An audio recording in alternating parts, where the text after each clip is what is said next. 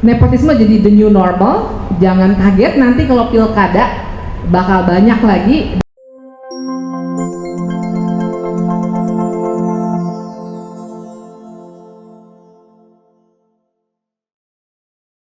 Kita kan udah sering denger ya istilah winter is coming, bener nggak? Nah tapi kan istilah atau ekspresi bahwa winter is coming itu kan sebenarnya gunanya buat kita siap-siap. Jadi kalau saya sih optimis dengan bersiap-siap, dan buat saya inilah poinnya kita duduk di sini bareng-bareng sekarang supaya kita siap-siap menghadapi musim dingin yang berat banget gitu. Nah jadi judul laporannya PBHI hari ini tuh sebenarnya pas banget. Jadi kemarin sore itu saya ada sebuah podcast dengan seorang kawan, dan ada satu pertanyaan yang bikin saya mikirnya agak lama gitu. Pertanyaan dia adalah, menurut Mbak Bibip, apa yang terjadi sekarang ini lebih buruk dari Orde Baru atau enggak? Di situ saya biasanya lama jawabnya. Kenapa? Karena saya juga dulu 98 termasuk orang yang melawan Orde Baru. Jadi saya merasa dulu tuh hancur banget lagi Soeharto gitu. Tapi jawaban saya kemarin dan sama dengan hari ini adalah, menurut saya ini lebih buruk memang. Jadi kalau istilahnya PBHI tadi Orde Baru kembali, tidak asing lagi Orde Baru kembali. Menurut saya itu betul. Yang sekarang kita hadapi winternya itu winter Orde Baru. Cuma memang kalau misalnya kan ada yang banding-bandinginnya tuh secara ini ya, seperti apple to apple gitu. Misalnya saya tuh sering kan sejak Dirty Vote sering dihina-hina di media sosial ya. Misalnya kalau saya sering banget ngomong kayak gini, dan setiap saya ngomong shrinking civic space, kita diancam, nggak bisa ada kebebasan berpendapat, itu komentarnya langsung, nah lu aja bisa ngeritik Jokowi, berarti sebenarnya ada dong kebebasan berpendapat, kan gitu. Nah ya iya, lu masih mending lu kalau zaman Orde Baru lu udah hilang, wah geladekinnya gitu-gitulah. Tapi yang saya mau katakan, ya memang situasinya sebenarnya sama, cuma memang karakternya itu sama, tapi situasinya berbeda gitu. Artinya memang sekarang metodenya bukan menculik, tapi dengan situasi di mana misalnya banyak orang, terutama Gen Z ya, terus terang aja karena saya lagi banyak diskusi sama Gen Z, lagi berusaha menangkap aspirasi politiknya teman-teman, itu menganggap bahwa dihajar lewat media sosial itu matters a lot gitu. Dihajar lewat media sosial itu sama menyakitkannya, bisa bikin depresi dan lain sebagainya. Kalau buat saya sih, karena saya bukan Gen Z ya, jadi saya nggak terlalu peduli, saya ketawain aja biasa orang menghina-hina saya itu cuma di media sosial. Jadi buat saya memang Orde Baru tengah kembali karakternya. Nah karakter apa itu? Kemarin jawaban saya di podcastnya seorang kawan itu adalah yang bikin saya oke, sekarang saya bisa berpendapat memang ini sudah Orde Baru yang kembali. Itu adalah karena dulu memang ya, misalnya Soeharto tuh dulu nggak tanggung-tanggung merusak sistem politiknya. Dia bikin dari partai politik itu difusi kan, dari banyak jadi cuma 2 plus Golkar gitu. Memang nggak tanggung-tanggung, tapi menurut saya apa yang dilakukan oleh Jokowi sekarang itu memang lebih parah, karena dia kalau saya bilang itu seperti menipu kita. Jadi menipu kita, memberikan ilusi bahwa semuanya baik-baik saja. Bahkan sampai dengan paling tidak Oktober atau November, banyak loh yang masih cinta mati sama Pak Jokowi. Benar nggak, Prof. Ikrar? Banyak, kita baru belakangan aja tiba-tiba pada berbalik karena sekitar bulan Oktober November baru, wah gila, dia sampai membengkokkan hukum melalui Mahkamah Konstitusi. Sebelumnya kan tertipu semuanya, dan makanya cover latahnya PBHI ini jadi menarik karena persis banget kita ketipunya digambarkan melalui cover itu. Dulu kan dia kan The New Hope, ya kan, majalah Time, sekarang diganti sama, teman-teman udah dapat kan ya laporannya? Ada di sini Mbak, di belakang Mbak. Oh ada di belakang, oh iya. Time diganti jadi Shame, dan A New Hope jadi A New Hoax. Ini menggambarkan banget gitu bahwa memang yang terjadi adalah penipuan. Sehingga kalau misalnya saya menjawab pertanyaan Sekar tadi, bener nggak sih yang dikatakan oleh Monik soal institusi-institusi itu sudah mati?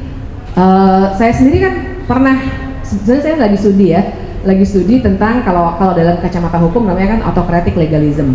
Jadi membunuh institusi-institusi yang menjaga akuntabilitas dalam demokrasi sehingga presiden punya kekuasaan yang tak terbatas. Intinya begitu. Nah, autocratic legalism ini saya pakai kerangka teori dari beberapa apa yang terjadi di Hungaria, apa yang terjadi di Venezuela, di Turki dan lain sebagainya, di Rusia jangan lupa. Jadi kita nggak sendiri sih, ternyata ini adalah sesuatu yang berulang kali sudah dilakukan di banyak negara lain. Nah, jadi kenapa tuh presiden bisa punya kekuasaan yang demikian besar? Teman-teman, kita itu memang negara dengan sistem presidensil. Jadi presiden memang dia serupa raja. Makanya ada studi, misalnya studinya Juan Lins yang bilang bahwa kecenderungannya negara-negara dengan sistem presidensil itu punya potensi untuk tergelincir menjadi negara otoriter. Karena presidensil itu memang legitimasi presiden tinggi banget. Beda dengan parlementer. Kalau parlementer kan pusat kekuasaan, fokus kekuasaan itu sebenarnya di parlemen. Nanti parlemen baru membentuk pemerintah, terus pasti ada oposisi. Jadi oposisi bisa gangguin. Kalau saya suka bilang ke mahasiswa saya, tiap minggu loh Perdana Menteri itu di roasting kalau di sistem parlementer. Di kita nggak ada, ini udah berapa tahun ya, nggak ada hak angket misalnya gitu ya. Terakhir tahun 2017 terhadap KPK. Jadi sistem presidensil punya kecenderungan menjadi otoriter karena begitu presiden menghilangkan mekanisme akuntabilitas, kita suka sebut juga checks and balances, tapi sebenarnya kan demokrasi itu soal akuntabilitas. Begitu penguasa nggak bisa held accountable, maka dia akan jadi penguasa absolut gitu. Nah, itulah yang terjadi. Nah, kemudian berikutnya saya mau pingin sedikit refleksi ya dari putusan MK sebelum saya lanjut ke jadi sebegitu suramnya nggak sih gitu. Kenapa saya pengen bahas putusan MK sedikit, karena udah berapa hari ya, jadi pasti udah pada mungkin bahas juga sih. Tapi refleksi saya begini, singkat aja sebenarnya. Yang membuat saya khawatir sekali dan menurut saya putusan MK ini dampaknya besar sebenarnya bagi demokrasi itu dua hal.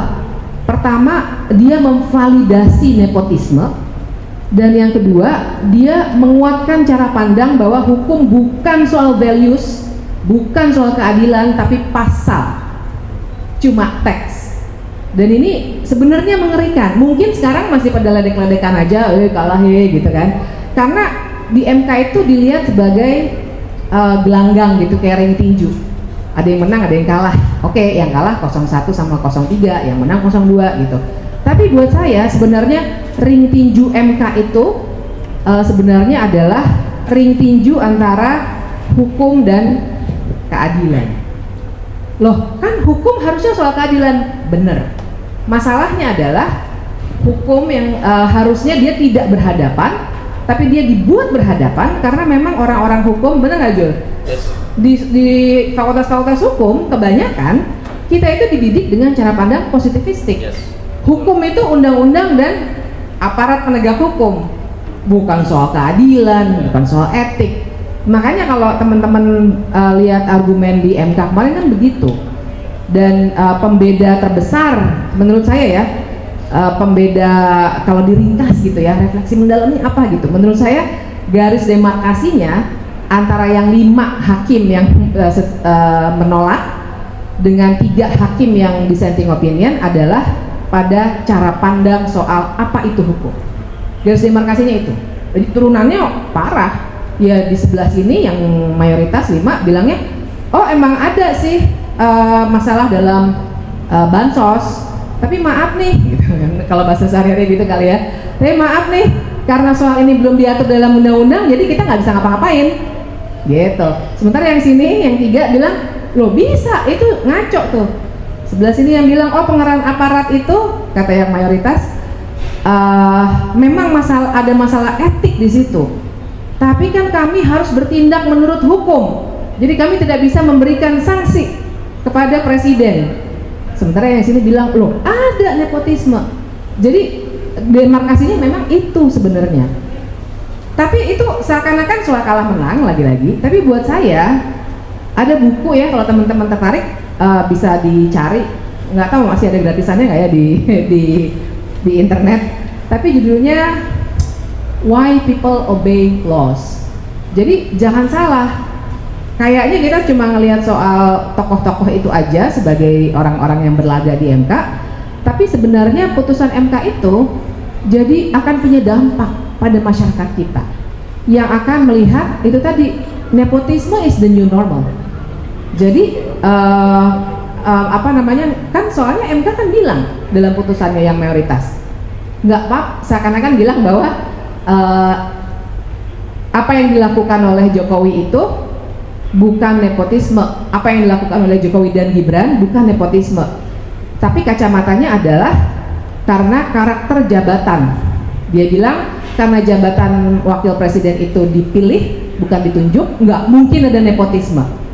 Nah itu aja sebenarnya nalar hukumnya tuh bisa dibantah karena dia inkonsisten. Proses awal itu nggak dilihat gitu. Nah itu apa?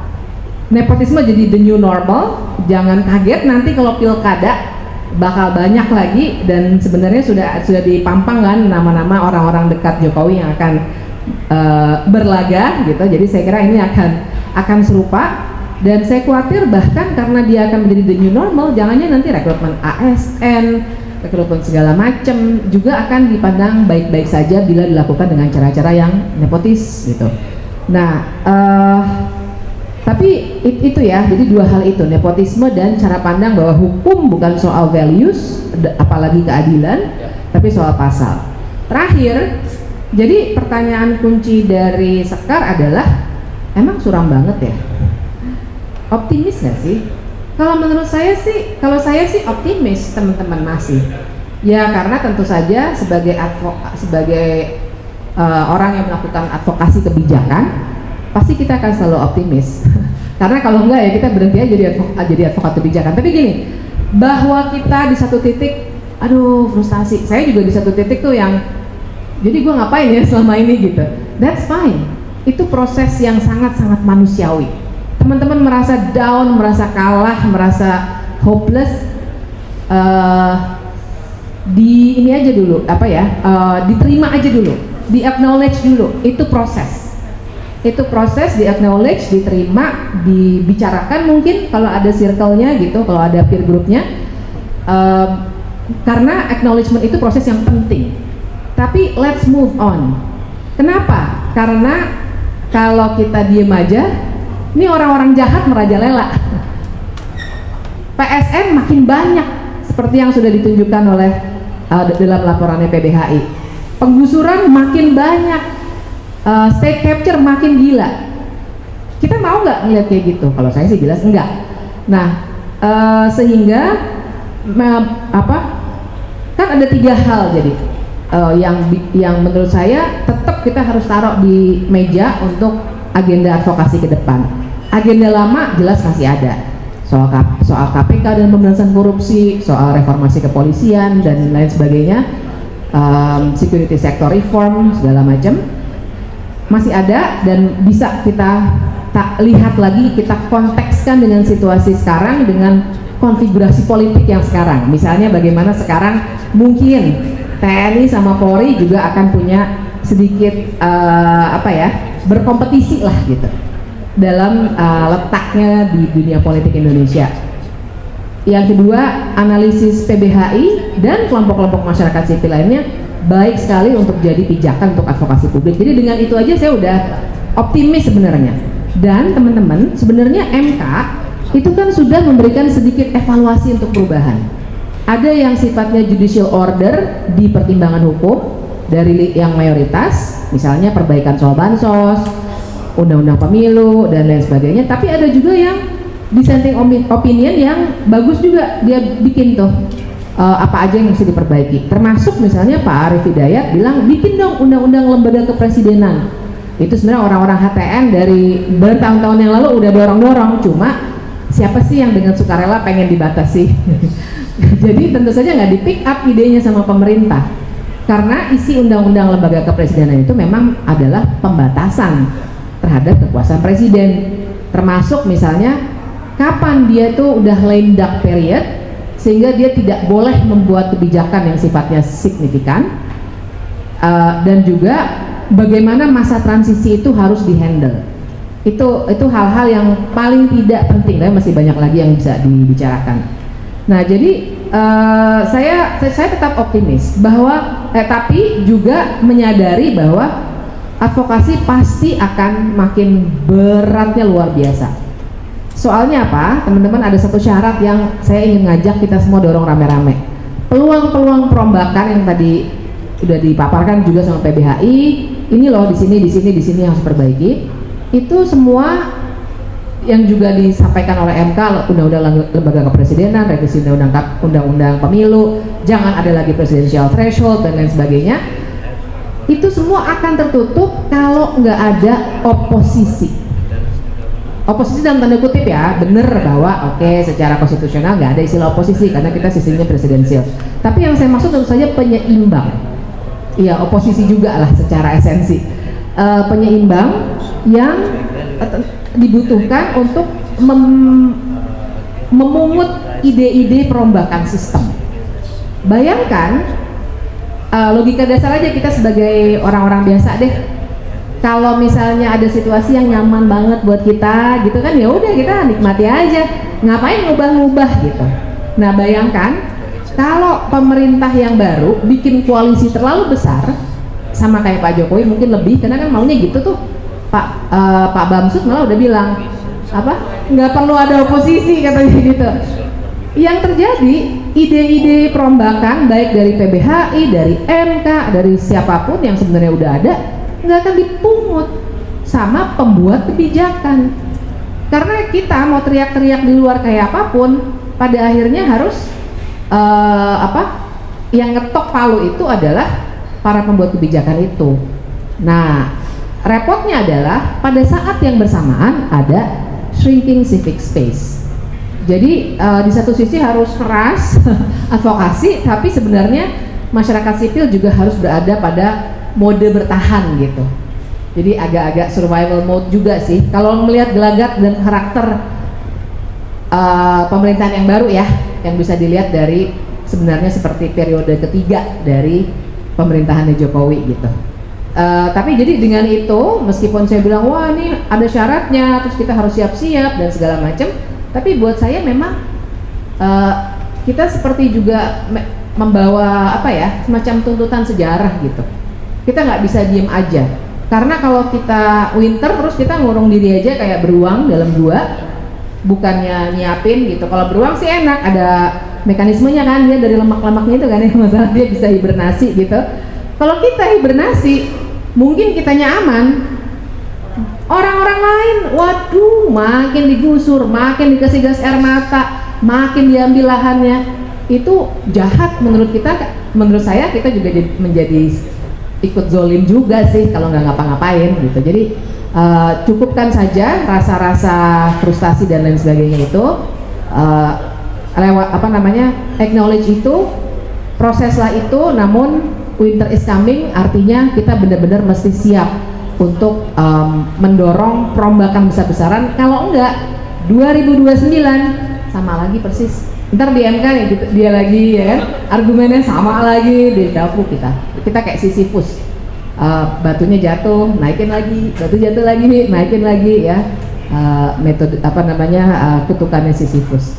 Oke, itu aja, terima kasih. Assalamualaikum warahmatullahi wabarakatuh.